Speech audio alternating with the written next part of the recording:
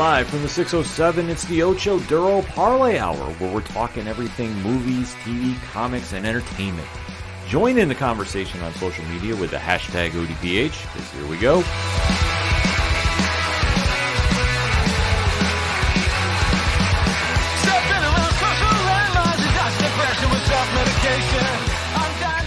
Welcome to an all-new edition of the ODPH podcast, better known as the Ocho Duro Parlay Hour. What's happening, everybody? Thank you so much for joining us this week. My name is Ken M. Joining me in studio, as always, you know him. He's the co-host. His name is Padawan J. Hello, hello, hello. Folks, we have a lot to talk about in the land of movies, TV, comics, and more. You are tuned into the entertainment edition of the ODPH, and we definitely want to interact with you. So make sure to swing on over to odphpodcast.com, joining the conversation on the social media accounts. They're all right there on the front page. It's so easy to follow, so easy to interact, so easy to connect with the panel about the topics we're talking about today. You also want to check out Parlay Points. New blogs dropping, so definitely more content for you post-show. Who does it better? I don't know. I don't know. But we're going to find out one day, but for right now, we're taking that crown. You can also check out the classified section, the directory, which has got a lot of podcast providers on there. We always emphasize it at the end of the show, but seriously, if we're not on your favorite podcast player, we need to know what you're listening to us on, and we need to make sure it's on there for you. Check out the TeePublic store sale going on this week, Pad. Hey-o. So you know it's no better time to go get some ODPH swag than right now. So make sure to swing on over there. Check out the Patreon, which is going on. So definitely shout out to 3FN, shout out to So Wizard, shout out to SWO Productions, and shout out to The Pint for being our patrons. And we definitely appreciate all the support there. For everything and anything that is the ODPH, it's simply found at odphpodcast.com. So, Pad, let's not waste any more time. We got a loaded show. We got to get into this. Kicking off this edition of the podcast, we have to recap the first episode of a much-hyped show on Disney Plus that came in under the Marvel Cinematic Universe banner. Yep. We've been hyping it a little bit, but the first episode did drop. Got mostly positive reviews. Yeah. We don't listen to any of the review bombing sites that just are allowing people to spam it with whatever. We like to say we go to trusted sources. We get honest opinions. We don't want to do any spoilers, but we definitely had to hear what the temp in the room was about She-Hulk Attorney at Law. So this show definitely had a lot of hype behind it, as we alluded to. Tatiana Maslany is playing the title role of Jennifer Walters. Mark Ruffalo reprises his role as Bruce Banner, a.k.a. the Hulk, and has introduced us to a very quirky show that definitely has won us over. So, Pad, as we do with every single recap that we do on the show, we give a spoiler-free statement, and then we go into the countdown. After the countdown is spoiler talk time, so we give you fair warning if you need to pause the episode. So before we get there, let's get that spoiler-free statement on She-Hulk Attorney at Law. I thought it was an alright episode. You know, it was a very heavy origin episode, so there wasn't really much going on, and it doesn't even feel like the story's fully started yet. You know, I still enjoyed it. You know, the fourth wall breaking was fun. You know, I'm willing to give it some more time, but like, because it's like 9 episodes, 10 episodes, something like that. You know, but for a first episode, not the best first step forward, but it was alright. For me, I really enjoyed this episode. Because the one thing that I was very curious to see if Disney Plus was going to be able to pull off with Marvel Studios was something different, a new vibe, something we haven't seen before.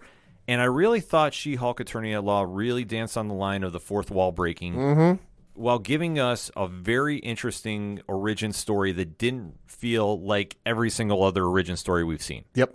It had its own unique feel to it. It definitely stood out. And by the time we got to the end of the episode, I was very excited to see what direction we're going in. Because it ends on a strong note. Yeah. A little bit of a surprise, but not so much. But where we're going from here is anybody's guess. So I think there's going to be a lot that we have to look forward to.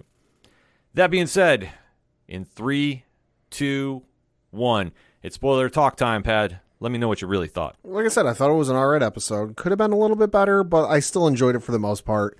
You know, the fourth wall breaking was fun, and seeing how they were going to do the origin, because I know that was something a lot of people were wondering how they were going to do, whether it was going to be, you know, the blood transfusion, you know, or something else. That was cool to see.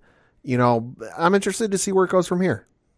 I really loved what they did here. I know they took some liberties with the origin, but I was not mad about it. And I thought they did it very Disney-like. And usually I'm very critical about that. But I really thought that they nailed it right out of the park. They captured the vibe of a lot of the Dan Slott comics. A little bit of the John Byrne mixed into, but it definitely had that unique feel about the fourth wall is breaking. We're still in a superhero universe. We're not going to dabble too much into that fourth wall breaking. Not so much like Deadpool, I think, relies a lot on the fourth wall breaking. Yeah. Which it works. I'm not meaning that in any negative connotation. I'm saying just for this show, it really captured my attention and really had me excited to see where we're going here.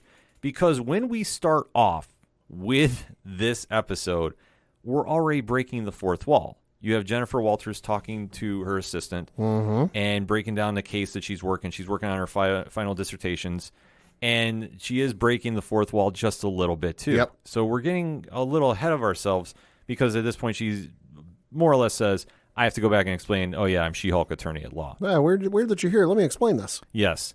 So then we go back a couple months where there's an incident where she is driving with her cousin, Bruce Banner. Yep. And they're going down a highway, and they're just having normal family time talk. And all of a sudden, you see a spaceship come right in front of them. Uh-huh. Now, this was not any normal spaceship.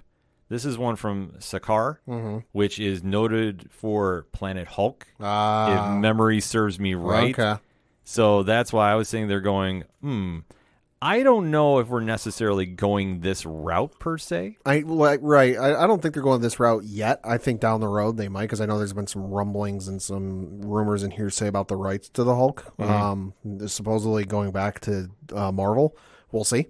But I did pick up on the name. I wasn't quite sure what it was, and I just never got around to Googling and figuring out what it was. But it wasn't one I recognized from the films that had already aired. So I figured, all right, this has got to be setting up something for down the road. This isn't just like a throwaway, we just need to make up a name for a spaceship that shows up. Oh, let's go with that. No, because I know that in the comics anyway, it's relying more on Planet Hulk, but on the MCU, this is the Grandmaster's planet. So the Grandmaster, obviously, we saw in Thor Ragnarok and how he captured the Hulk. We never really got any kind of clarification on what was going on there. Right. It just kind of, what was it, Pad? Reasons. So we just kind of rolled with it. So I know in the MCU they refer to Sakaar as that for the Grandmaster. I always kind of take it as Planet Hulk because I don't think we're ever going to really see a Planet Hulk, but I think they're going to kind of tie, maybe if they want to go back in the MCU history and do that. Could be. It'll kind of all tie together there. So that's where I'm rolling with that. But you have the spaceship, mysteriously it just appear out of the sky. It causes a car crash. You see that Jennifer Walters is hurt during this. And you're seeing that Bruce Banner is bleeding, and thus you see blood drip out of him into her open wound. All the meanwhile, there's a beeping going on in the background for some device he has on, and he just keeps moaning. The containment device, or I forget what he said. It was something like that. Yeah, it was something about managing the Hulk Yeah. in him, and he's because we see a lot of the time away from the Avengers. He's been working on trying to regulate what he can do as the Hulk and merge the personalities together.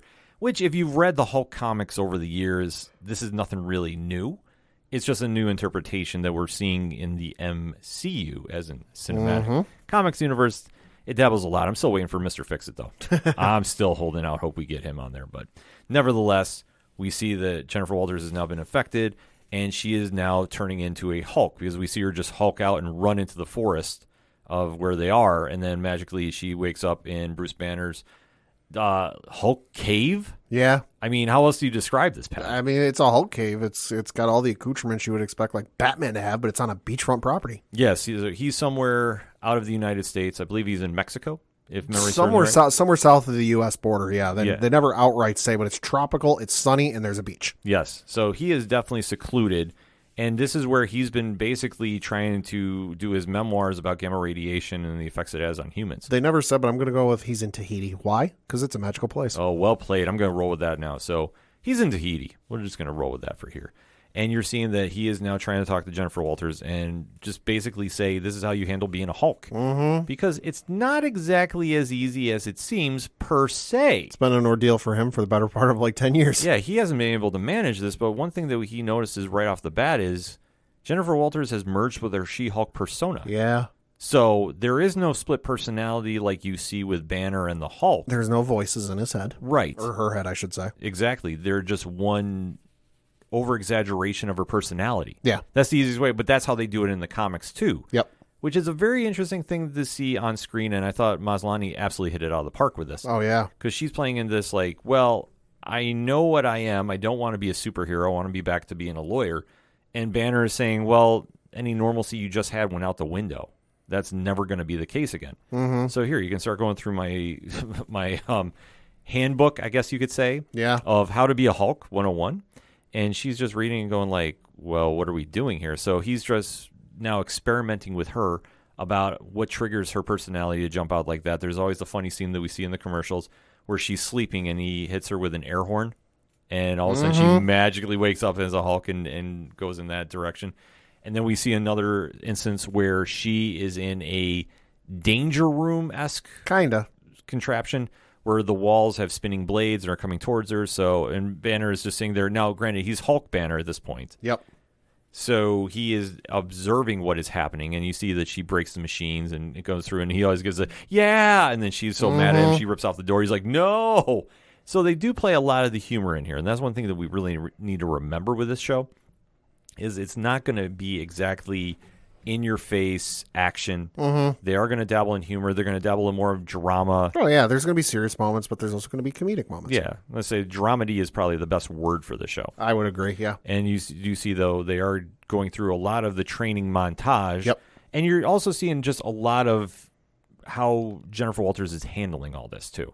Because she is someone who does not want to be a superhero in any way, shape, or form. No, because there's multiple times she just looks at him and goes, undo this, like, put me back, get rid of this, I don't want this. And he's like, sorry, I would, but that's not how this works. Yeah, because he's now just sitting there watching her excel at being a Hulk more than he has, which is a little bitter pill for him to swallow, because he does express a lot of times during this episode of jealousy and envy. Yeah, and I think with the whole, put me back, I'm surprised that Banner didn't say to her, listen, if you think I had that ability, don't you think I would have done that by now rather than go through the hell I have? And it's always just kind of interesting to see how this all plays out, because with Banner, you think now that he's accepted being Hulk and he's almost he's in a good place. He's in the perfection of Hulk, I guess you could say. Kind of. It's a weird variable because, I mean, he does have control. He has the best of both worlds. Yeah, he does. He has Banner's brain and Hulk's rage. I mean, strength, rather. Yeah. Even though it's based off rage, but, reasons, we just kind of roll with it. And you do see they do have a heart-to-heart at Banner's Cabana. So there's the bar scene. Yeah, there is. Where there is the infamous Steve Rogers question. Oh, boy. Because, obviously, they're testing the tolerance of a Hulk with alcohol, and does bring out some humor about, is Captain America really a virgin or not? Yeah, well, that's the thing he tells her. He's like, hey, there's a lot of negatives to being a Hulk, but there's one positive. He can drink all the alcohol you want. The one thing he didn't tell her, he could wake up with a massive hangover. Yeah, so it does play into the humor of that, too, and you do see a little more training where there's all this, like, the yoga poses, and you're seeing that, Jennifer Walters is just excelling at this. Yeah. And Banner is just sitting there so frustrated. Oh, but for being an Origin episode, this wasn't so distracting and it wasn't so repetitive. They kept it singularly focused. They didn't go off and start introducing other aspects or other, portions of the story, which would have been distracting. They kept it focused. They kept it straight.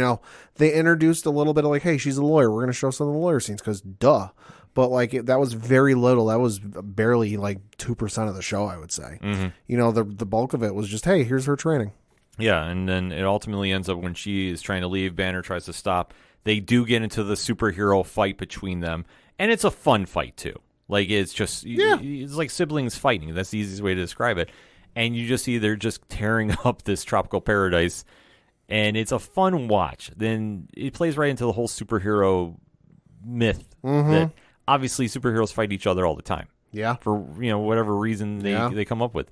She-Hulk is now getting the one-up on Banner. They're having the back and forth until Banner just finally agrees to say, okay, if you want to go back, go back. And you do see that Jennifer Walters does try going back to the normal life. However, it just doesn't work out that way as much as she wants to try. Much as you try to keep it out, it has a way of creeping back in. Yes. And where the episode kind of wraps up, too, is we go back to the courtroom. So she is now having her final dissertation for the case that she's working on. And it does get interrupted. And this is where the whole Banner was trying to warn and say, hey, you're never going to have a normal superhero life. Yeah, she doesn't even get her life, rather. She doesn't even get her closing arguments in. Like, she stands up to start giving her closing arguments, and the door busts off the hinges, and all hell breaks loose. Yes. And who's that coming through the door? Titania, who's played by Jamil. And this is a notable Hulk and She-Hulk villain. So always cool to see her make a quick appearance, even though She-Hulk does appear again here in the courtroom. Yep. There is a little, dare I say, skirmish. A little bit. There's a scuffle. Yeah, there's a little scuffle, so obviously it's going to lead to more down the road. Yeah. But after She-Hulk takes care of her, she goes back to normal and returns to close the arguments out. She's like, all right, I'm ready to begin my closing argument, as if, the entire courtroom hasn't been destroyed. Yes. And that's how the show ends. There is the bonus scene, too, about the whole Captain America thing, too, which is amazing in its own right. Which got a great response from Chris Evans on Twitter. You should look it up if you haven't seen it. Oh, it's fantastic, because you get the answer if Captain America is really a virgin or not. But it goes back to where the show's strength is. And I thought the writing was very sharp with this. I know that Maslany absolutely was taking the craziness of the superhero world and just exemplifying it, and really just played into that when she broke in the fourth wall. Like, she didn't do a lot of it. No, it wasn't overbearing or overdone as like, hey, we know this really worked for Deadpool, so why don't we do it? Exactly. Like I say, this has always been around since the John Byrne run, and I know Dan Slott has dipped into this a little bit too, and they did not go heavy with this, and that's one thing I like, is they really just let her character be her character. Yeah. That now she's accepted that she's going to be a person of interest for being someone with powers. Yeah. And Bruce Banner's character was trying to tell her, like, you don't have a normal life anymore, no matter how much you want to try. That's why I've tried remaining a low profile. That's why he's disappeared off the grid as much as he has, and he built the Hulk cave. Yeah. He's trying to really get back to a sense of normalcy, even though he saved the world and obviously did the Infinity Gauntlet snap. Yep. It still is a case where he understands the pressure of this. That's the other thing, too, that you just reminded me of by bringing up the Infinity Gauntlet. The thing we got to remember or bring up is that when the accident happened and their blood mixed together, Hulk's arm got fixed. Yes. We almost forgot about that as because their blood mixed together and he got a little bit of her She-Hulk blood, I guess you could say, in him. His arm that was crippled and in the sling from using the Infinity Gauntlet is now healed. Yeah, and that's something they really just never followed up on. They might down the road. I mean, down the road, I think they have to, because come to think of it, you are right about that. I completely missed over that. Yeah, but I'm also thinking because it was kind of like a blink and you miss it thing that like he comes to and it's like after the accident he's like, hey, weird, your blood healed my arm. Yeah, and he holds up the arm that was in the sling and like had been injured from the snap, and it's perfectly fine.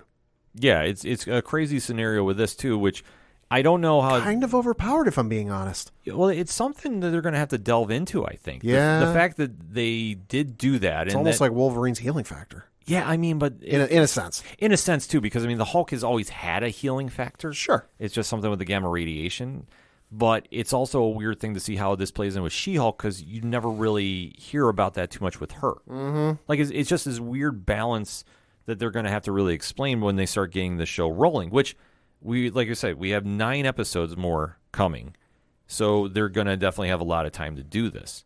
It's just a fact of where they want to go with the direction. But I thought for the performances they had, and this was pretty much all Mark Ruffalo and Tatiana Maslany. Yeah. So there really wasn't a lot of other characters involved until like the very end and when they went back to the courtroom. But it showed that one-on-one. It was almost like the passing of the torch. Like that's kind of how it felt. That in this next version of the MCU or phase or however you want to define it, obviously She-Hulk is going to have a bigger role in the overall Avengers picture. Mm-hmm. Where Bruce Banner's character goes is really anybody's guess. Yeah. The fact that we saw that spaceship, that's why I immediately started thinking of Planet Hulk. Could be. Because that's something that I know the fans have always asked for. Yeah. And I think what you're going to see is they're not going to go full Planet Hulk because it has to go to World War Hulk. Right. And I think for as far as the movies go, that's going to be hard to pull off. Sure. Because obviously all roads point to Secret Wars. Well, and there's been they might be setting something up because for the first time in a long time that like since I've been kind of looking at rumors and following rumors online, there's been mention of the rights going back to Marvel, which is not something that has never happened before, and if it has, it's slipped by me. Mm-hmm. But there's been rumors and rumblings, and I want to stress they're just that, rumors and rumblings. It's nothing confirmed. It's until it comes from a Variety or a Deadline or even Marvel itself. I take it with a grain of salt. As you should, yeah. But there's been rumors and rumblings that the rights are going back to Disney if they're not back already. So they could very well be setting something up now that they finally, if it's true, they have the rights back and they're able to do something without the legal loopholes they'd have to jump through. That would be something. I mean, I'd love to see another Hulk movie, to be honest with you. Oh, I would too. Well, I'd like to see a Hulk movie with Mark Ruffalo in it because he's been a great actor as the Hulk. He's never gotten his shake at a solo movie. Yeah, and I think if they tried doing Planet Hulk, that would be something up Disney's alley. Sure. But it just depends on how they want to do it, because they would have to change the ending from the comic, because there's no way I can't see them doing World War Hulk. Sure. I mean, they could, sure. But unless you're going to really try forcing that in along with the Kang Dynasty and Secret Wars, the big Avengers movies coming out. Sure. Like, World War Hulk is that kind of big movie. Like, everybody would have to be in it. Mm-hmm. I don't know if they would do that, though. Right. That's why I say, like, I think you're going to have a backstory where Planet Hulk was when he was on the Grandmaster's planet. So it's interesting to see how they pull that off. But I'm still excited to see where they're going with this franchise. And I think for the first episode, they really hit it out of the park about establishing what it's going to be. It's going to be a dramedy with a lot of humor. And it's going to be something different than we've seen in the MCU thus far. So I'm perfectly fine with this. Final thoughts on the episode, Pat? Great episode overall. You know, not a home run for me. I would say it was a head first slide into third base. You know, okay. It was a triple. Enjoyed it, and I am excited to see where it goes from here because I'm excited for it. Yeah, absolutely. So we gave you our takes on She-Hulk Attorney at Law. That's on every Thursday, Disney Plus, courtesy of Marvel Studios. But now we want to hear your takes, ODPH Society. Hit us up on the hashtag ODPHpod. Your first episode's reaction. We want to know what you thought of She-Hulk Attorney at Law. So hit us up. Let us know. We're going to take a quick break. We'll be right back. Calling all movie buffs, cinema lovers, and film fanatics. Welcome to the Silver Screen Savers podcast. I'm Michael Gallup. I'm Matt Sturdivant. And I'm Tyler Sutkus. And we're a show for movie fans by movie fans. Every week, you can catch us discussing the world of cinema, including dissection of films both new and old, our takes on what's to come, career retrospectives of the most prolific names in the business, and much, much more. Listen in via your favorite podcasting apps, including Apple Podcasts, Spotify, Good Pods, and more. You can also join the discussion and leave suggestions for future content by writing to us at silverscreensaverspod@gmail.com, following us at ScreensaversPod on both Instagram and Twitter, as well as liking us on Facebook at Silver Screen Savers Podcast. We'll see you at the cinema. Coming back for another segment on this edition of the ODPH podcast. And there was a show that arguably it could have taken the first segment. Mm-hmm. It really could, because how many viewers checked this show out, Pat? According to the article I have up from Deadline.com, nearly 10 million viewers. So the article reads, quote, history was made at HBO with the debut of House of the Dragon. The Game of Thrones prequel drew 9.986 million viewers across linear and HBO Max platforms in the U.S. Sunday, the largest audience for any new original series in the history of pay cabler. The premiere also marked the largest Series Max launch on HBO Max across the United States, Latin America, Europe, the Middle East, and Africa, driving what HBO calls an unprecedented level of concurrent streams on the platform. Typically, Sunday night viewership for an HBO series will represent just 20 to 40% of the show's total gross audience, according to the network. Close quote. This show was being watched by so many goddamn people that for some, and I heard it was primarily Amazon Fire users, it crashed the app.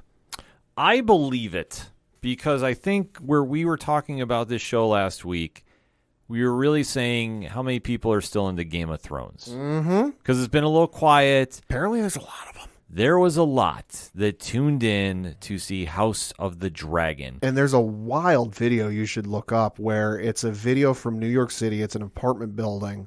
And there's got to be, like, what would you say, like between a quarter and half of the apartments. Easy half the apartments in this building in New York City are watching it at the same time. And like you can see the colors changing at the exact same time. So you know they're watching the exact same thing. It's the wildest video I've seen in a while. And it's one thing, too, like we say, for this fan base, which we all thought went away or was hibernating, we were optimistic, like, okay, people are going to turn out in force for this. I didn't think it was going to be this big. I knew it would be big, but I didn't know it would be like 10 million people. Yeah, like I had about 6 million. Sure. Like that was my fair estimate for it, because obviously how the last season of Game of Thrones ended, yeah, I figured maybe people tuned out. Yeah. But, man, were we wrong. Yeah. And there is a lot to dissect about this series and show. So that being said, we are going to be recapping the first episode of House of the Dragon, the prequel for Game of Thrones. Spoiler-free statement time, and then obviously after we go with the countdown. It is spoiler talk time. So you have been fair warned if you need to pause this podcast. If not, join the conversation. We get rocking and rolling from there. But Pat, spoiler-free statement first and foremost. I was really nervous and had some trepidations about the show, just given how the last season went. You know, I've read the books. I'm a fan of the books. I'm a fan of the first number of seasons of Game of Thrones, but I did not like what they did with the final season. So, and I even said, you know, when I went to go watch it, please, for the love of God, don't let this suck. Mm-hmm. You know, because I'm a big fan of you know, fantasy shows. You know, and I was a big fan of Game of Thrones up until the last season. And I like a good redemption story, you know, rising from the ashes of mediocrity and coming back strong. You know, and I was optimistic. You know, George R. Martin was more involved with this than he was in the final season because, according to Martin, he was not involved at all in the final few seasons. You know, the two producers who were involved for Game of Thrones were not involved with this anymore. So I'm like, all right, there's at least some puzzle pieces in the right spot that I can agree with on this aspect. But still, it's all about the execution. And when it came down to it, I enjoyed it. It was good, but I got to see more. You know, it was a lot of world building, and it was a lot of setting stuff up and making a point to say this isn't Game of Thrones. It's in the same universe, and it's some of the names you might have heard before if you paid attention or read the books on the normal mainline series, I guess you could say. But this isn't season 8. This isn't the traditional seasons you're used to. This is going to be different. So I enjoyed it. I thought the show was okay. I wasn't exactly blown away by the first episode, but I want to clarify something first. Sure. I had this was deja vu for the first time I watched the first episode of Game of Thrones. Sure. I wasn't fully in about this one. Mm-hmm. And it took me about to like episode 4 or 5 before I got into Game of Thrones. I'm like, okay, I get here. Oh, I'm with you there. Yeah. Because there's a lot of moving parts going on here. The performances were good. You know, Matt Smith stole this show. Matt Smith was great. You know, the action sequences were good. But just in terms of the story, there wasn't much story going on. Because it's world building. It's world building again. I mean, the world is already there because it's and this isn't a spoiler. You know, it's primarily in King's Landing, which you know from Game of Thrones. Mm-hmm. You know, but it's also not the King's Landing you're used to, and all this other stuff. So it was a lot of world building. But like, no, I'm with you. It was good, and I enjoyed it, and there was a lot I liked about it. But like, I wasn't fully like, yes, I'm in. I got to see the next episode. Like, I'm gonna watch the next episode. Yeah. But like, I wasn't like chomping at the bit like I was for some of the Game of Thrones episodes. Where I'm like, holy fuck, I don't want to wait another week for the next episode. Yeah, because there was a lot that I was getting confused with, but this also goes into world building because where it's all centered. I still thought it was a good episode. I thought Matt Smith stole the show. I thought he was absolutely. He's the only character that I really am like, okay, I'm invested in watching. Everybody else was. He's good at playing a villain. What can I say? Yeah, well, he's great. I mean, you saw the epic work in Morbius. Yeah, no, I didn't. I never saw that movie.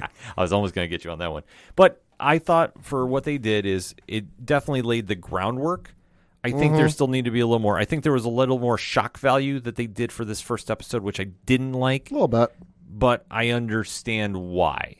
So a lot of promise here. Would not say this was a home run. Mm-hmm. Would put this around, like, if I have to give a letter grade, maybe a B- B range. I agree with that. Yeah, that's fair. It's somewhere around that level. Yeah. But it's something that, for all the hype and seeing the reaction online to it, I think that this could be something big if they play their cards right. I would say this: if you didn't watch this because you were busy, whatever else, but you were a fan of Game of Thrones, I'd give it a shot. Mm-hmm. You know, it's definitely worth. I'm not going to say it's for everybody. You know, everyone's going to love this. This is the next greatest TV show.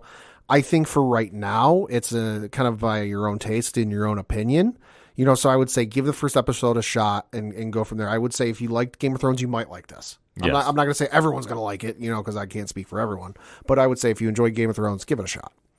So that said, in 3, 2, 1, Pat, what did you really think? Like I said, I thought I enjoyed the episode. You know, I enjoyed the action and the acting.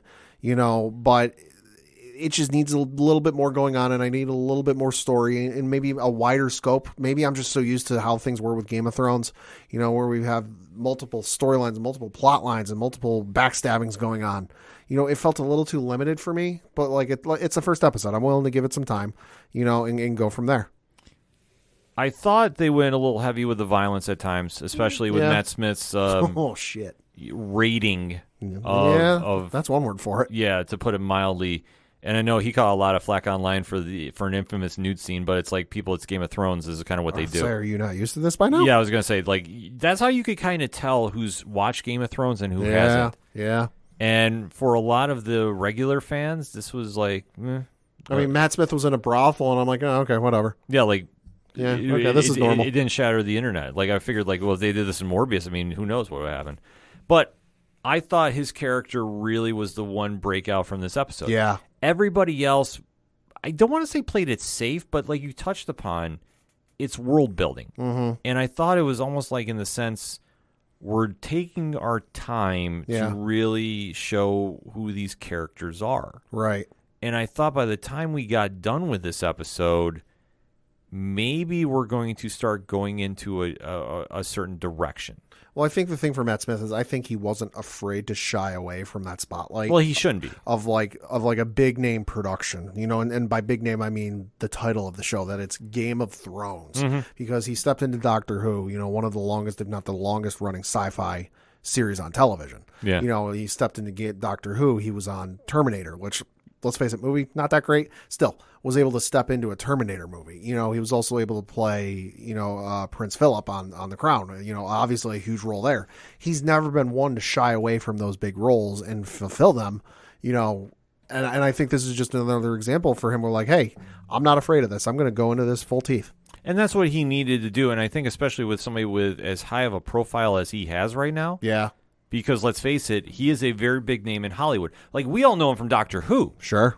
And obviously, he's been getting some more featured roles in the bigger pictures right now. Yeah. But this is something that he is going to be tagged to as probably the most recognized character of the show. For right now, actor yeah. Right now. For right now, yeah. For right now. Like I say, we still have a long way to go. But as for I'm walking away from the show, he's the only one who stood out.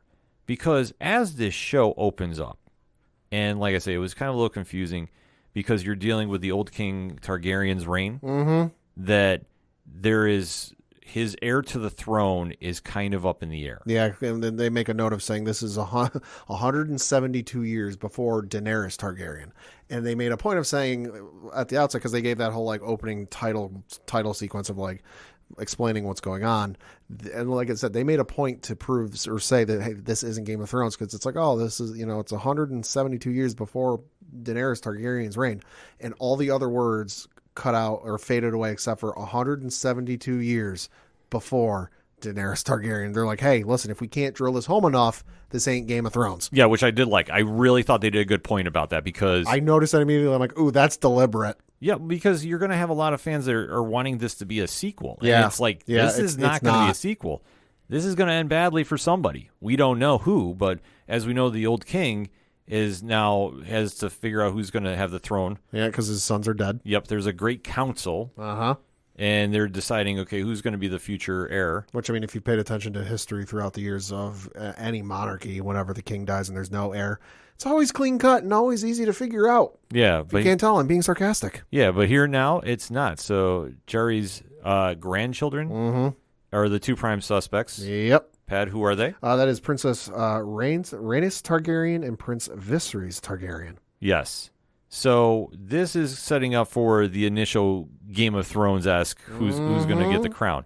So it is kind of an interesting scenario as they're trying to pick out who's going to take who. Yep. And one is already kind of eliminated because how it's been set up is it has to be a male that is the king. It's the law of the land that, like, it could be a woman if there's no other male, but the first male heir or first male descendant or whatever it is gets precedent. Yeah, so it's kind of an odd situation with that, but we do see that is chosen. So we do see that is now King Viserys Targaryen, who's played by Paddy Considine. Yep. Is now the ruler of the kingdom. Yep. He's the king of Westeros. Yes. So now we start going into his reign, and then this is where you're starting to see like a loose alliance that's formed. Yeah, because they time jump from the time that they like have the Great Council, that then time jumps 9 years into his reign, and then we really get into things. Yeah, it's wild. Yeah, like I say, they do a lot of time jumping in this, which I thought for a first episode, in my opinion, I don't think they should have done. I mean, it wasn't too bad. It was just like, hey, this is 172 years in the past. We have to set up kind of well. They had to give a little bit of. They gave a little bit of backstory of what's going on and what the fight is going to be about, but they didn't for me, spend too much time on it and dwell on it. I was like, okay, we're just here, we're setting this up, and we're going. Yeah, because they do just jump in there quick. But as you're seeing, the king is already having his own problems, and one is the Prince Damien Targaryen, played by the one and only Matt Smith, who is kind of got some anger issues. Yeah, he's kind of got like a mix of Joffrey, a little bit of Negan from The Walking Dead, but like the cold calculating features of Tyrion Lannister, Peter Dinklage's character. From Game of Thrones. Like he's got a lot of complexity to him. Like that's what I say. He really stood out above everybody else. And as you're seeing, like he is absolutely insane and to the nth degree. Yeah, yeah. Like you can already tell he's such a loose cannon. And as you're seeing that he's in charge of the military force there, which is an interesting prospect. But oh boy, yeah, it's a wild scenario because as he's showing a demonstration of force, they do not pull any punches about the graphic nature. Yeah. Of how they go about this. No, and I think this is a precursor to the King's Watch, or Kingsguard, I think is what they were called, because they're the City Watch, but like they're still talking about wearing gold and the gold this and gold that, and I'm like, I wonder if these guys aren't eventually going to become the Kingsguard down the road. Yeah, like it's something that you see like the early formations of, but under Damien's rule, though, they're slaughtering people left and right. Yeah, there's like this mass, I don't even know what you want to call this damn thing, but like basically anyone who committed a crime gets dragged out in the middle, and your punishment is based on your crime. You raped a woman, well, yeah, that gets cut off. Yep. You know, you stole something, your arm gets cut off. You murdered someone, you get killed. You know, it's eye for an eye, you know, and the council talks about this and they're like, what the fuck? We got to figure this out. We got to rein him in. And he comes and talks about it. He's like, hey, listen, we've got this thing going on. You know, all these dignitaries are coming into the city, and the last thing we want to deal with is having them getting like assaulted or robbed. You know, so hey, I did you a favor. Yeah, as you're seeing, like he's going there, he's cutting people's penises off, he's cutting people's hands off, he's cutting like there. And the one thing is with Game of Thrones too, they don't shy away from the graphic nature. So if you have a squeamish stomach, watch at your own risk. That's the easiest way to describe it. Because I know some people were like freaking out, like, "Oh my god!" And that's why I said, "Do not watch Game of Thrones." You know, but that's why I said, like, I think for this first episode, they went a little over the top with it because they wanted to establish how fucking nuts he is. Exactly. Like there was ways you could do this, but it was like, okay, like we are going on almost like the borderline horror movie aspect, like when somebody goes really over the top with like the violence. Like I said, it didn't bother me, but I was like, okay, this is very noteworthy that they're going over the top with it.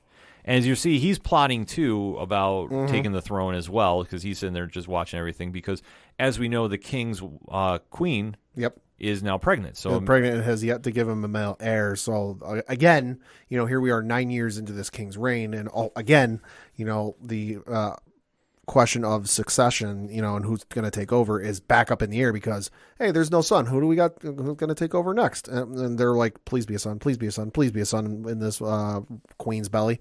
Yes. So as this is going on, the king is celebrating the possible heir by having a tournament. Yep.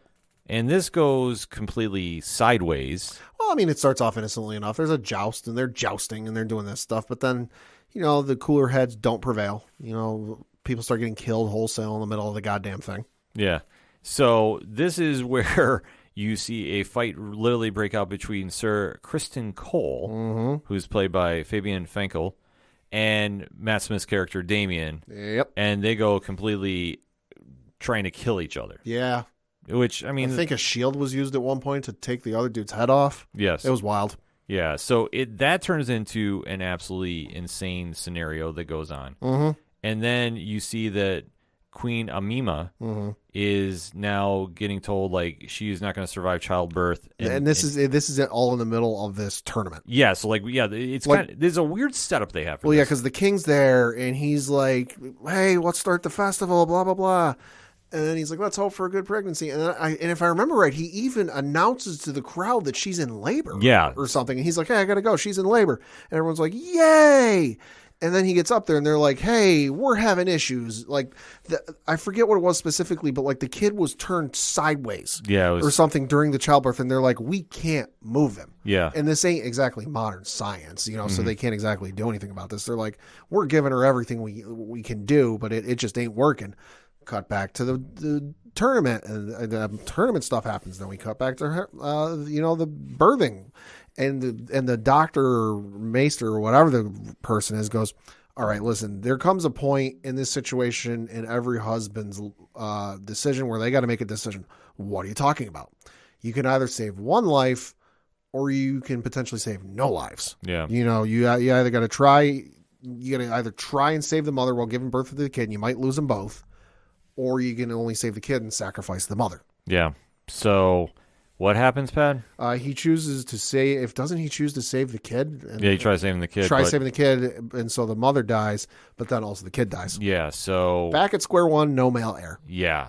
So obviously it's a very intense scene that goes on, too, while this is happening, and this does not pull any punches either. So the acting was very spot on for this. Like, this is a very powerful scene that's happening. It was.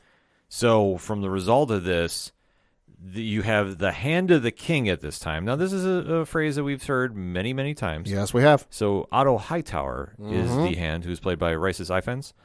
And he basically says, you should go with the one heir that you have. Because the council has reassembled, and they're like, hey, we got to figure this out right now. Yes. And he says, Viserys, your only living child, you should do it, then somebody else says, it should be Princess Rhaenyra should be the next heir to the Iron Throne. And they're going back and forth, arguing.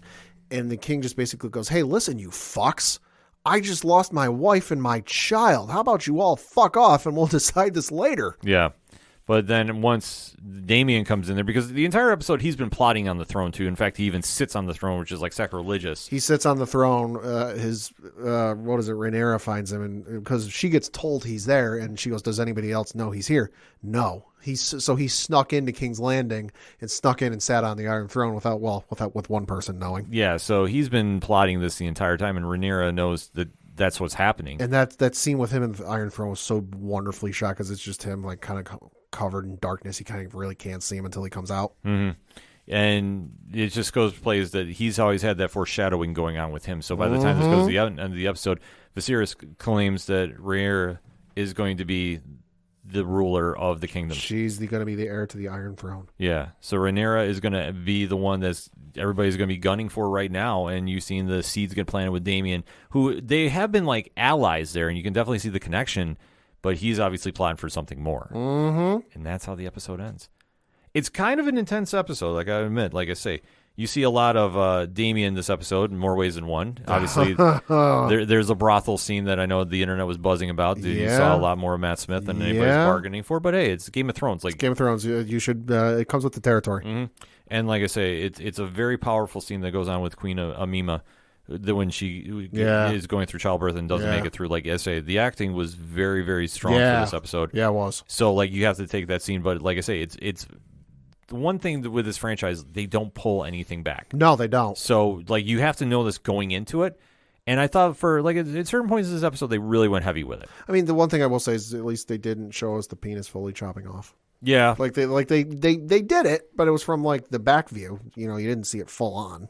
In the act. Yeah, no, they definitely handled that, but they definitely gave the impression, like when they're cutting off limbs and such. Yeah. Like they say, they were trying to establish of how barbaric this time was. Like, I mean, that's one thing people have to realize. There's no real civil demeanor, so to speak. Like, everybody's fighting. Even when we get to the joust session, you see Damien trip up the horse on the knights. Yeah. And obviously they're trying to go for the kills there. So it's interesting to see how they're playing this up. But for a first episode, like I say, I thought it was a good intro. Like, it was okay. Like I say, I'm not blown away by it. It was good. It was enjoyable. It was world building, and we'll see where it goes. Yeah, exactly. So a lot to digest from this episode. So we gave you our takes. Now we want to hear yours, ODPH Society. Hit us up on the hashtag ODPHpod. What is your thoughts of House of the Dragon, episode 1, entitled Heirs of the Dragon? So give us your thoughts. We give you ours. So that being said, we're going to take a quick break. We'll be right back.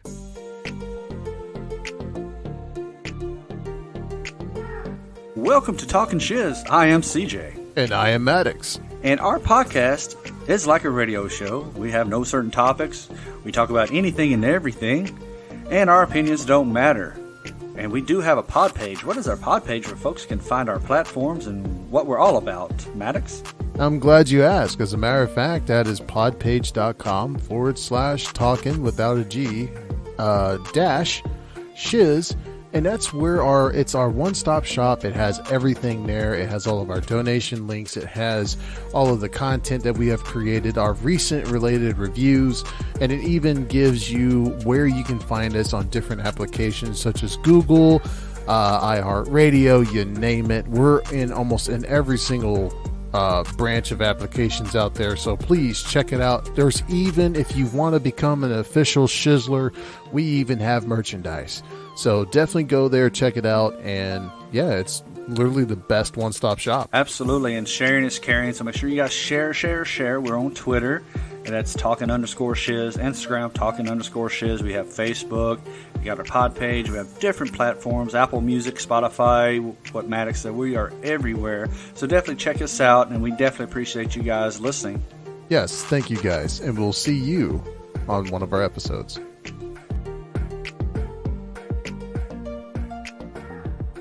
Coming back for the final segment on this edition of the ODPH podcast. Pad, what do you got? I got some breaking news. Breaking news. Hey, they waited until we recorded to break this news. Reading from an article on Deadline.com. The title's a long one, so bear with me. Title says, quote, Aquaman 2 heads to Christmas 2023. Shazam! Fury of the Gods moves to March. HBO Max picks House Party and Evil Dead Rise going theatrical. Warner Brothers release date changes. So the article reads, quote, exclusive.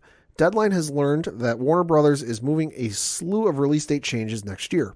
First of all, James Wan's Aquaman and the Lost Kingdom needs more time in post-production, so it's moving from March 17th, 2023 to December 25th, 2023. You'll remember the first Aquaman was released during Christmas 2018 and made $335.1 million domestically, and worldwide is one of two $1 billion grossing DC picks alongside Todd Phillips' Joker. To backfill that March 17th space and also capitalize on an Avatar-less March, David F. Sandberg's Shazam! Fury of the Gods will be moving off its December 21st release date and heading to Aquaman 2's old date. Read, look how great the Batman was with its March opening at $334 million and finaling at $369.3 million. Another thing, Shazam 2 will have access to IMAX screens on its new date, a premium ticket format that Disney will otherwise be sopping up this December with Avatar: The Way of Water. Close quote. So that's the ones we wanted to mention. And so I know a lot of people are shocked, bummed. Oh no, this is another release, another issue, or another L for DC. Not quite. Not really. Not really. I mean, I'm reading from David F. Sandberg's personal Twitter account, which you can find it at Pony Smasher, Pony Smasher. He quote tweeted the Deadline tweet and said, quote, while I'm an impatient bastard who wants people to see it as soon as possible, the film will be fully done in just a few weeks. The move makes sense since Avatar was taking all IMAX/PLF screens. Fury of the Gods is a big movie and should be seen big. And hey, it's still 3 months earlier than our first release date, close quote. So shocking, a little surprising, but when you take it to that, and honestly, that's not entirely surprised that they want to move it out of the behemoth that is going to be Avatar 2. We'll see what it does box office wise, whether a movie that came out 10, 12 years ago, whatever the hell it is, can still be a box office hit. Regardless, they're still scooping up all of the IMAX screens, which is something that obviously the folks at Warner Brothers are going to want to put Shazam 2 on. Yeah, I think this is a smart move. I mean, obviously, Avatar is going to draw people out just for the spectacle. Like the first week with Avatar is going to be one to watch. Oh, yeah. Because if you didn't grow up during that time frame, Avatar is just known for being a 3D movie. Pretty much. Like, that's the whole thing. Story's nothing to write home about. It. It's Pocahontas in space. But you went and saw it for, I was even not remember being on the fence about seeing it. Mm-hmm. I was like, I don't really know if I want to go see it. And they're like, listen, the story's so-so. Go for the special effects. And the special effects in the 3D were amazing. Yeah, so that's the only reason why. But I understand why DC wants to play it safe.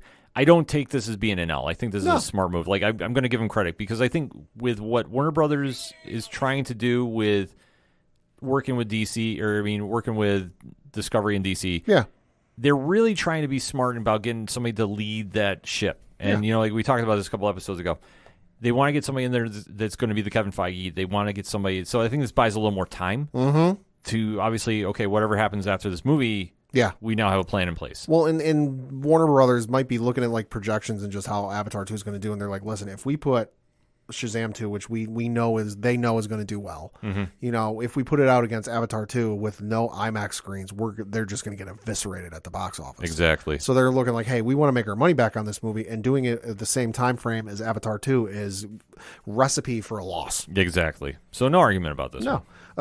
Sticking with some box office news, and came as a surprise to us, and certainly a surprise to a lot of people. Moving into the number 6 spot in the domestic all-time lifetime grossing films of all time. Number 1, you've got Star Wars Episode 7, The Force Awakens at $936.6 million.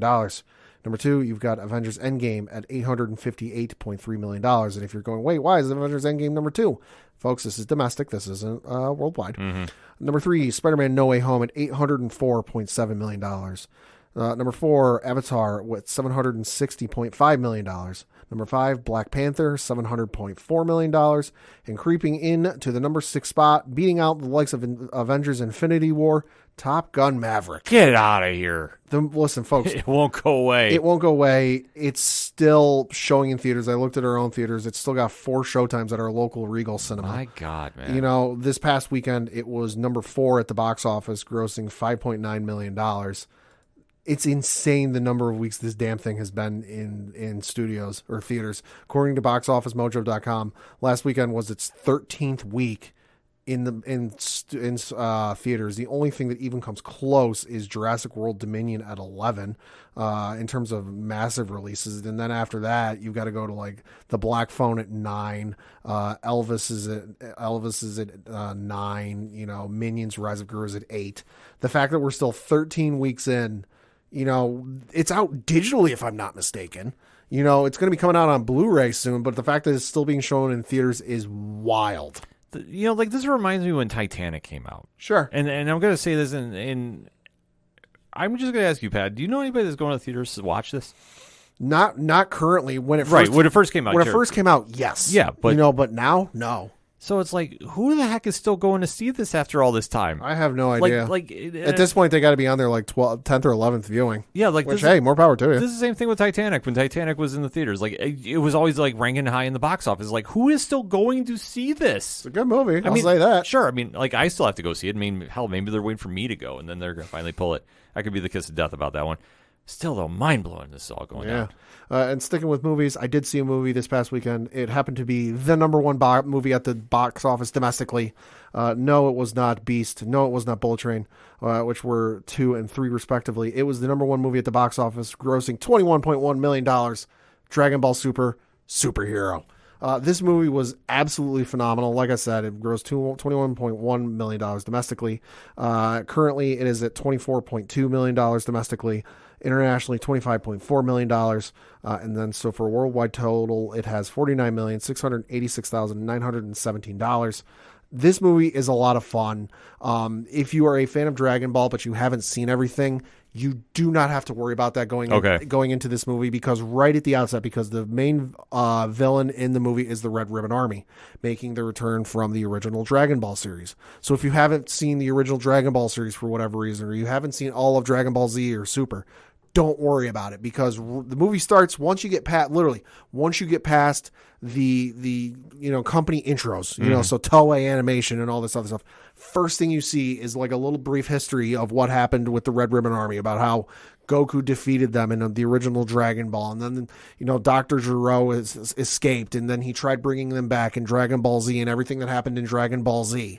So if you haven't caught up on anything for whatever reason, understandable, don't worry about it. You will get caught up with what you need to know in this movie. And then also, this is the most recent thing to take place with the anime. I know the manga is in a whole different place with this. Yeah. Ballsy stuff they've been doing with that, but you don't have to worry about that either, because they fill you in enough with what's been going on that you kind of get a fill-in. The movie's awesome. It's a lot of fun. There were some points, because this is the first Dragon Ball movie they've done where it's all CGI. Looked good, but there were some points of it that I was like, this is a little odd. It could have used a little bit of touching up or maybe some polishing here. Sure. Stories, a Dragon Ball story, it's shenanigans ensue, enemy rises when they think everything is peaceful and quiet. But the thing they have to contend with in this movie is Goku and Vegeta aren't there. Goku and Vegeta are off on another planet training, and Bulma tries getting a hold of them. but they're not there to, they can't get a hold of them to bring them in. So it's like, well, fuck, we got to deal with what we can. So it's almost like no disrespect to the other folks. We basically got to get the B squad together to kind of hold things together and save the world. So like I said, it's a fun movie. If you're into anime, you should definitely check it out. If you're into Dragon Ball, you should absolutely check it out. There's one scene in the movie which was fucking wild and I did not see coming. I don't want to spoil it, but no, like I said, it's a great movie. You should absolutely go check it out. Yeah, no, I mean, I'm not the biggest DBZ guy, so hearing about this from a lot of people and yourself too, like, this is something that's a very interesting film, and I think the fact that it came off so well, I mean, this is only going to be something bigger and better down the road. Yeah. Sticking with movies, we got a release date for the Knives Out sequel, Glass Onion, which we got a release date, and we got the cast list confirmed. So reading from an article on Variety.com, says, quote, Daniel Craig is ready to revive his southern accent. Glass Onion, the sequel to 2019's whodunit smash, Knives Out, will debut on Netflix December 23rd, as well as be released in select theaters on a to-be-announced date. The global Netflix release will follow the film's premiere at the Toronto International Film Festival in September. In addition, the streamer confirmed that the Rian Johnson-directed picture will receive an awards-qualifying theatrical run in select theaters, but not give a date or clarify how large it would be. Considering Knives Out was a surprise success for a mid-budget original property, grossing over $100 million in the U.S. and $200 million worldwide, theater owners will likely be eager to have the highly anticipated movie play in their venues. Although plot details remain under wraps, Glass Onion, a Knives Out mystery, is set to see Craig return as Benoit Blanc, a brilliant Southern private detective. The new film is set to follow Blanc as he investigates a completely separate mystery from the original film. This one's set in Greece. Johnson, who returns as director and writer, assembled an all-star cast to match the original ensemble, with Edward Norton, Janelle Monáe, Leslie Odom Jr., Catherine Hahn, Jessica Henwick, Madeline Klein, Kate Hudson, Dave Bautista, and Ethan Hawke on the film's suspect list. Close quote. I cannot wait for this movie to come out. I saw the trailer for this, having not heard a word about it. Just said, film from Rian Johnson. Saw the trailer. Film from Rian Johnson. Saw the cast and went, holy fuck, that's a good cast. Watched the trailer and went, it's a fucking good trailer. That's loaded. Well, this is the first one. Showed the first trailer to my girlfriend when we were shopping one night. I'm like, hey, I just saw this trailer at the movies the other night. I think we might want to see this. She saw the trailer and she looked at me and her first words were, we have to see this movie. Yeah. And we saw the movie and we went, it was one of the best movies we saw that year. The movie is that damn good. So they announced the sequel and I'm like, hell yes. So December 23rd cannot come soon enough because that cast for Knives Out 2, loaded. It's that loaded. Like, you couldn't skip it the first time around. That's where I was going with that. Like, you really have to go check this movie out. And then the fact they're going for a sequel, I mean, this kind of has like the Ocean's 11 vibe to it. Like, they really are loading up the cast, and rightfully so. Like they say, it's definitely a dope film, so you definitely want to go check that out. Switching over to some streaming news, come to find out from the folks over at Variety, Disney Plus is working on a King Kong live-action series. Really? Yeah, so the article reads, quote, a live-action series about the origin of King Kong is in early development at Disney Plus, Variety has confirmed. The series would be a serialized drama that would explore Kong's origins as well as the mysteries of his home, Skull Island. The series would be based on the original King Kong, written by Marion C. Cooper, as well as new novelizations by artist Joe DeVito, produced in conjunction with Cooper's estate. Stephanie Folsom, who recently developed the Amazon series Paper Girls for television, will write and executive produce the King Kong show. James Wan, Michael Clear, and Rob Hackett will also executive produce on behalf of Atomic Monster, along with Danny Festa for World Builder Entertainment. Disney-branded television will produce. The original King Kong film debuted in 1933 and became an instant hit. The character has been used in numerous films to date, most recently the legendary Warner Brothers MonsterVerse films. Those include Kong Skull Island, King Godzilla vs. Kong. Netflix also has the Skull Island anime series on the way. Peter Jackson also remade the original film in 2005 with Adrian Brody, Jack Black, and Naomi Watts. So close quote. So the reason this is happening, and this has we got to note, this has absolutely nothing to do with the movies Warner Brothers and Legendary has made. The reason this is able to be made, because you might be wondering, wait, how are they able to do this if Warner Brothers has been making those movies? The character is in public domain. So much in the same way that like Winnie the Pooh just went public domain, and there's that weird ass horror Winnie the Pooh one coming because the book character went public domain. So basically anyone can do whatever the hell they want with the character. So that's why they're able to do this television series. See, it's interesting though. Like, I'm not faulting them for trying to do a King Kong movie. Like, I think that's going to be something very interesting. But aren't they doing Godzilla vs Kong? They're doing something Like another movie of the franchise. They're doing something. That was all I know was always kind of up in the air, just because I think the last one was technically the last one in the agreement between Warner Brothers and the studio that technically owns the rights to Godzilla. But then it's rights. It's confusing. Yeah, like I say, it's confusing, but I'm just surprised they're going to even go that route because that's almost like free pub for them. Yeah, like that's the way I look at it. But I'm still going to check out the show though. I think it definitely sounds interesting. And then switching back over to some movie news or potential movie news, we'll see. I'm not holding my breath on this one. Dan Harmon, the creator, one of the creators of the TV show Community, had, of course, 6 seasons in a movie. We got our 6 seasons. Still waiting on a movie. 7 years later, after the show ended, still waiting. Reading from an article on Variety.com, says, quote, "Ever since the show's 6th and final season in 2015, fans of Community have been longing for a movie, an idea that has been teased for over 8 years. On Monday, however, the series creator Dan Harmon offered the most concrete update on the project. There is an outline for it," Harmon told Newsweek. "There's a product put together and pitched out in the world. I guess that's how real it is," close quote. Harmon was hesitant to continue riling fans up, though, adding, "That's probably enough that'll make people mad when there's nothing a year from now. It still doesn't mean that there's going to be a movie tomorrow. It means it is definitely going to be one. The fan that Instagrams every day about Community, how can you tell them, yes, it's definitely going to happen, but it may between 1 and 8 years from now, which is how the industry works, especially when you factor in pandemics and whatnot. It just feels like psychological torture from a fan's perspective to keep looking into the backseat of a station wagon and saying, 'Who wants McDonald's?' and to just keep driving down the freeway. I don't want to be guilty of causing that sensation. It just takes so long sometimes," close quote. So if you're a fan of Community, that's one thing I know they teased during the show, 6 seasons in a movie. They got 5 seasons before it was canceled on NBC. Yahoo of all people revived it for a 6th season. So we got the 6th season, and now everyone's been waiting for a movie. I mean, during the pandemic, I was looking for shows to watch. I watched Community, loved the hell out of it. It was a great show. So I'm one of those waiting for a movie, but like at this point, it's been, 8 years that they've been teasing this, and even, 5 years or whatever it is, 5 years 7 years since they, the show ended, that I'm like, listen, I'm not going to hold my breath. When it happens, it happens. Yeah, I'm with you on this. Like, I wouldn't mind seeing this movie, but at the same point, I need to physically be in a theater to believe it's actually happening. Mm-hmm. Like, you guys have been talking about this for so damn long. Like, I've just tuned out from it. Like, I have no investment in this. The entire cast is on board because there was a virtual reunion during 2020. The cast got together. They had a table read, and there was a Q&A. And they were all asked, including Donald Glover, if they would be on board to do a movie. And they all said yes. Now, whether that includes Chevy Chase, because reasons. If you don't know his whole thing with the show, you can look online. We don't have nearly enough time to get into that. That's a whole mess in and of itself. But it does appear that the entire cast, for what we know, is on board to do a movie. So hopefully it happens. Yeah. So wait and see. ... And then switching over to some television news, I did finally watch the series finale of Better Call Saul. Won't spoil it because it is absolutely something you should experience. Not as good a finale as Breaking Bad, and that's not me saying it's a bad finale. Sure. It's a great finale. It's a perfect finale for the series. Is it as good as Breaking Bad's finale? No, but it's still a perfect finale for the series. Is there an opportunity for them to do more? Maybe.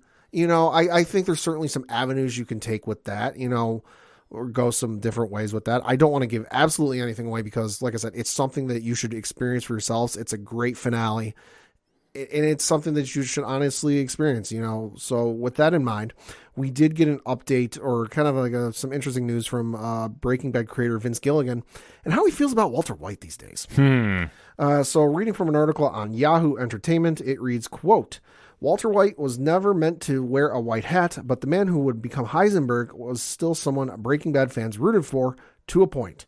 But time and distance can reshape perspectives, even for Vince Gilligan, Breaking Bad creator and executive producer, who seems to have had a complete change of heart about his complex antihero.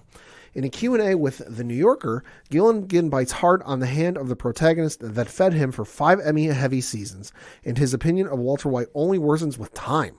Quote, "The further away I get from Breaking Bad, the less sympathy I have for Walter." Gilligan said moments after musing on a much sunnier recent ending for his spin-off series Better Call Saul. Walt got thrown a lifeline early on, Gilligan said. And if he had been a better human being, he would have swallowed his pride and taken the opportunity to treat his cancer with the money his former friends offered him.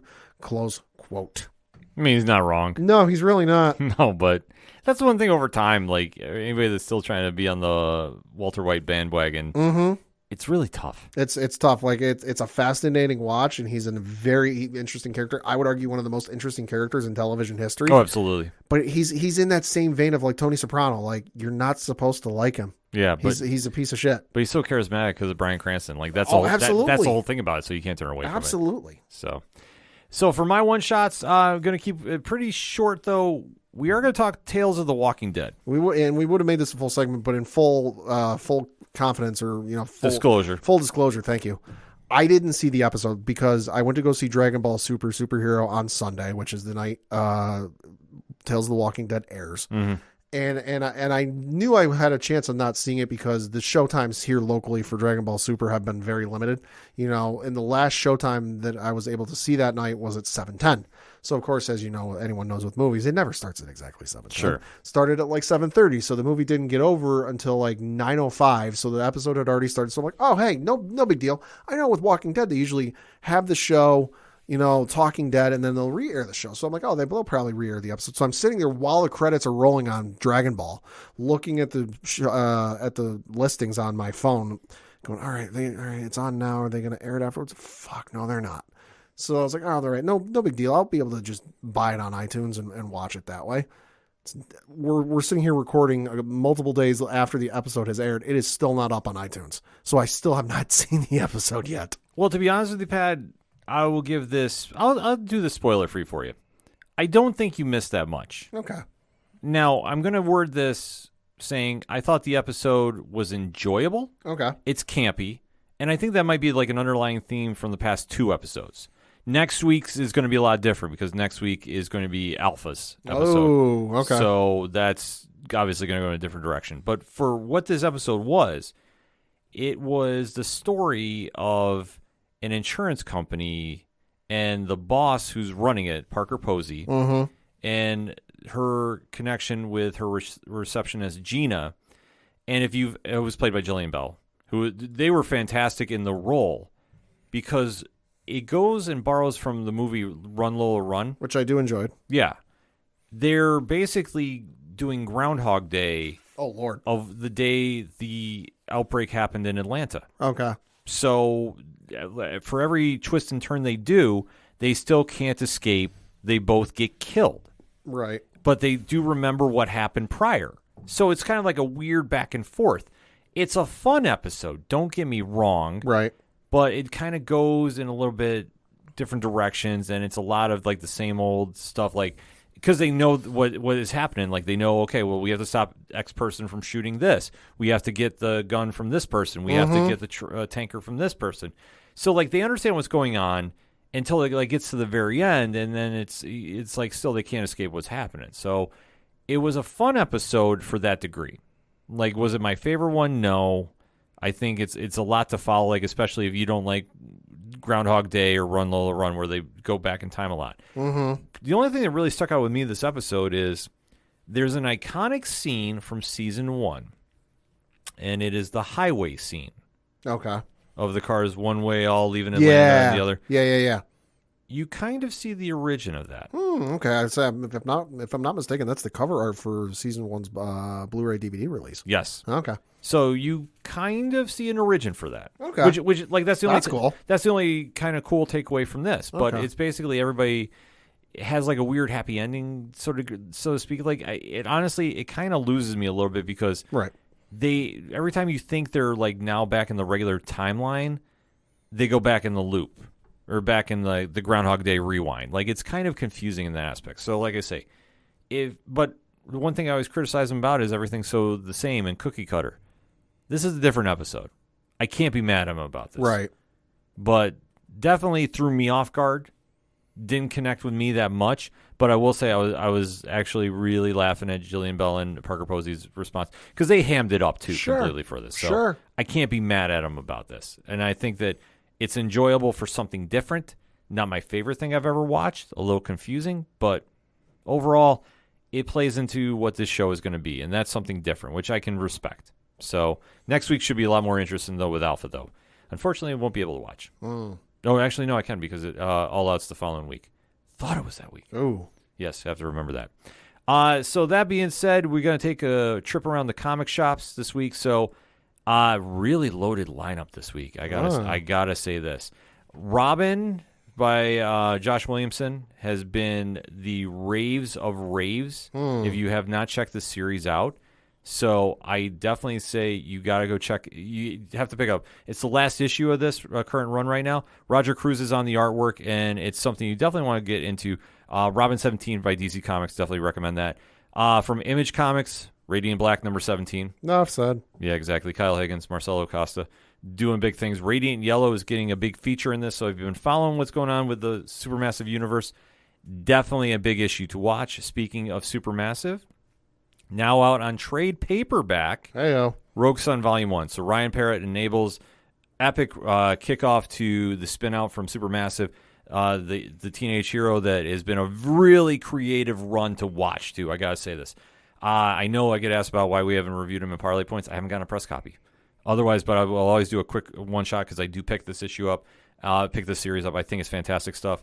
And definitely get this trade paperback before the next issue comes out, because I believe that the next one is going to be the Choose Your Own Adventure book that they're doing. Like, they do a lot of creative stuff over with the... I dig Choose Your Own Adventure. Yeah, Supermassive Brain Trust there at Black Market Narrative. So, like, they're doing a lot of really cool things, and I know when I first heard about this Choose Your Own Adventure style that Ryan's planning on doing, I'm really intrigued with that issue. But this is a perfect way to get caught up if you haven't picked up Rogue Sun, so definitely make sure to swing on over to the comic shops for that. Over on Parlay Points, the picks this week from Comixology Originals, Scott Snyder, Dan Panashin's Canary. Hey. Number 2 is out, and let me tell you this book is phenomenal. Love this book, a horror western, and definitely gives you a lot of background about what's going on with the characters at play, setting up a lot of things for how this series is going to take. I am fully all in about this. I think a lot of the books that is coming out from the Best Jacket Press line on Comixology are just top-notch. I rave about them all the time. And we have a little programming note for next week. Yes, we do. Pat, do you want to give it away? Nah, you can. So next week, we are going to be having Scott Snyder come on the ODPH to talk about these comic books and some more, and we are super excited to talk to him. Rich from 3FN is going to swing by for the interview, so definitely make sure to keep an ear out for that. We're definitely super excited to talk to Scott about just everything he's been doing with the Comixology line. Like, it's coming up on 1 year of Scott-tober and everything that he has going on with this, and it's completely been a line that's revolutionized the comic game, in my opinion, and I cannot wait to talk to him about this. So definitely keep an ear out for that next week. Cannot wait to talk to him. Also, to comic shops this week, from Valiant Entertainment, Book of Shadows number 2, Cullen Bunn, Vincent Cifuentes, the team book that is definitely kicking on all cylinders, taking the supernatural heroes from the Valiant universe and giving them a big threat to go face. No sophomore slump here. Book is firing on all cylinders.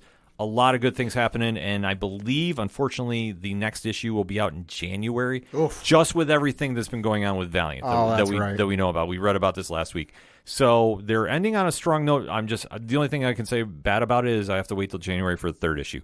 I'm hoping something changes and we get issue number 3 sooner than later, but we'll have to wait and see about that. But they definitely end things on a high note for right now. From Boom Studios, I took a flyer on something this week, Pat. Okay. Not something my usual wheelbarrow. But it's a Magic the Gathering spinoff.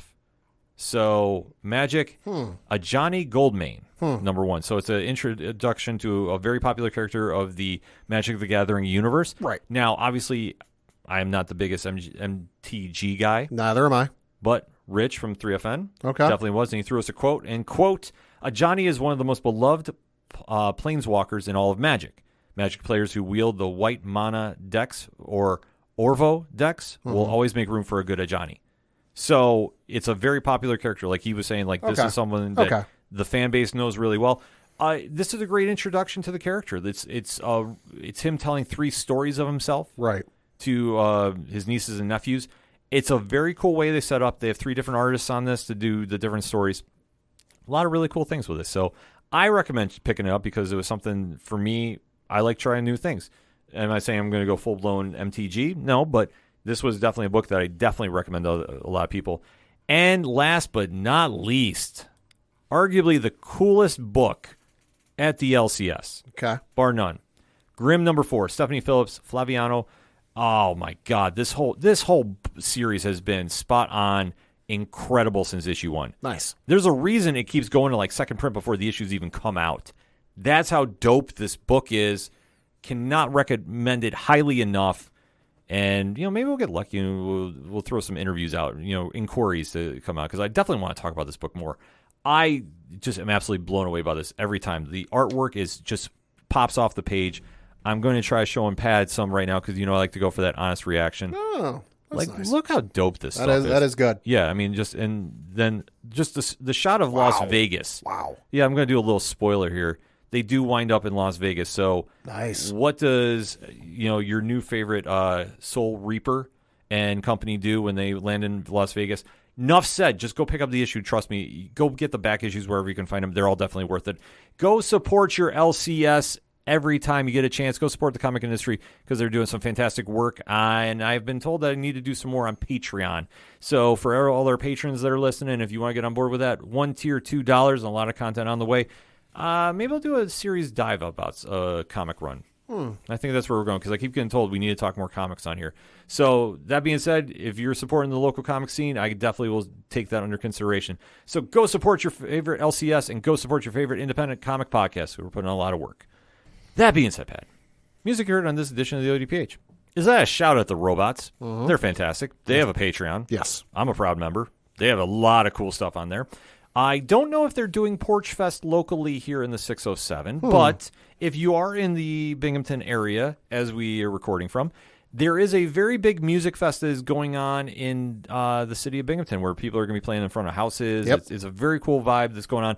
A lot of the bands that you hear on the whole 607 podcast network are going to be playing, like Tom Jolu, Second Suitor.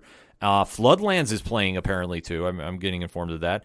But if I want to find about all these great musicians, where do I go? ODPHpodcast.com. Right on. You go over there. You check out everybody there. Even Brian Wolf, who's in Austin, Texas. If he was in town, he'd be playing there too. Oh, absolutely. Who knows? He might even make a run in. I don't know nothing. But, hey, that's the only place you go find out. Because they post everything that if they're playing, they're going to be out there. So you definitely go support them. Also, while you're at the webpage, we already talked about Parlay Points. Blogs are all over the place. So if you need comic reviews, we got you covered. If you need pro wrestling talk that you don't get on the ODPH and 607 TWS, it's right there in Blogs Count Anywhere. Dre Driven has a blog up right now. He gave a review of She-Hulk, episode 1. Nice. And your coach, my coach, the coach, Coach Duffy, is going to be talking about his lacrosse journey if all things are aligning right now. He has said we're getting content, so stay tuned for that, but that's why you should be following the blogs because when he comes out with it, we're definitely going to be talking about it. Also, the classified section, which has friends of the show, such as 3FN Podcast, Dragon Master Games, go support the hell out of them right now. Seriously. You need to get down there. If you're into any kind of gaming in the 607 or internationally, I know they do some orders out of town, so you definitely want to go hit them up. Go support the hell out of them.